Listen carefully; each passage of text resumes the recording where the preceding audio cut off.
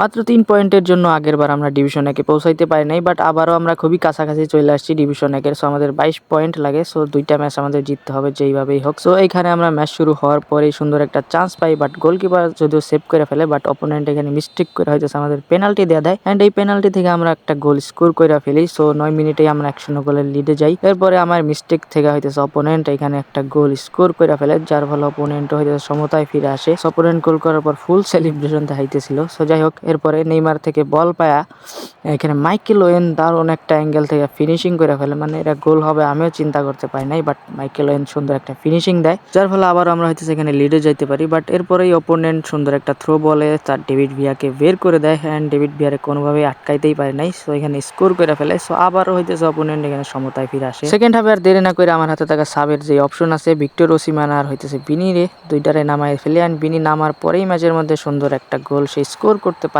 যার ফলে এই ম্যাচ আমরা জিতে যাই হইতেছে 3-2 গোলে অ্যান্ড এই ম্যাচে আমাদের প্লাস পয়েন্ট হইতেছে 17 পয়েন্ট। সো আমাদের আরো 5টা পয়েন্টের প্রয়োজন। সো সেকেন্ড ম্যাচ এখানে শুরু হয়, এই হইতেছে অপোনেন্ট অ্যান্ড 14 মিনিটের মাথায় আমরা হইতেছে একটা সুন্দর আক্রমণ করার সুযোগ পাই। সো এখানে এটা যদিও ব্লক হয়ে যায়, বাট পরক্ষণে এখানে আরো একটা কাউন্টার অ্যাটাকের আমরা চান্স তৈরি করতে পারি অ্যান্ড বেলিংহাম থেকে সুন্দর বল পেয়ে বের হয়ে যায় এখানে মাইকেল ওয়েন অ্যান্ড কোনো মতে এই বলটা যদিও ফিনিশিং করতে পারে, মানে মনে হইতেছিল না গোল হবে, বাট শেষ পর্যন্ত গোল হয়ে যায়। সো এক গোল দেওয়ার পরে মোটামুটি একটা প্রেশার রিলিজ হয় নিজের থেকে। সো ডিভিশনের শেষ ম্যাচগুলায় কি যে অবস্থা হয় সবাই জানে মোটামুটি। সো লাস্ট বাঁশি বাজার আগ পর্যন্ত নিজের কোনোভাবেই শান্ত করতে পারতেছিলাম না, প্রেশার একটা হইতেছে আইসাই পড়ে নিজের উপরে অ্যান্ড এখানে অপোনেন্ট 70 মিনিটের দিকে অলমোস্ট এখানে গোল স্কোর করে ফেলছিল, বাট ভাগ্য ভালো এখানে আমি কোনো মতে হইতেছে বাইচা যাই। এরপরে হইতেছে সুন্দর একটা থ্রো বলে বেলিংহাম রাইট সাইড দিয়ে বের হয়ে যায় অ্যান্ড অপোনেন্ট টেশার দিচ্ছিল না অ্যান্ড অপোনেন্ট প্রেশার না দেওয়ার কারণে বেলিংহামের সুন্দর ফিনিশিং আর এই গোল স্কোর করার পরে অপোনেন্ট হইতেছে ম্যাচ থেকে বের হয়ে যায় অ্যান্ড বের হওয়ার সাথে সাথেই আমাদের উপরের দিকে লেখা আসে যে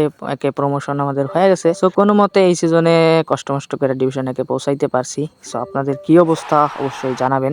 আর এই হইতেছে আমার স্কোয়াড যেটা না ডিভিশন একে পৌঁছাইতে পারছি অ্যান্ড এইটা হইতেছে রিসেন্টলি খেলা কিছু ম্যাচের রেজাল্ট।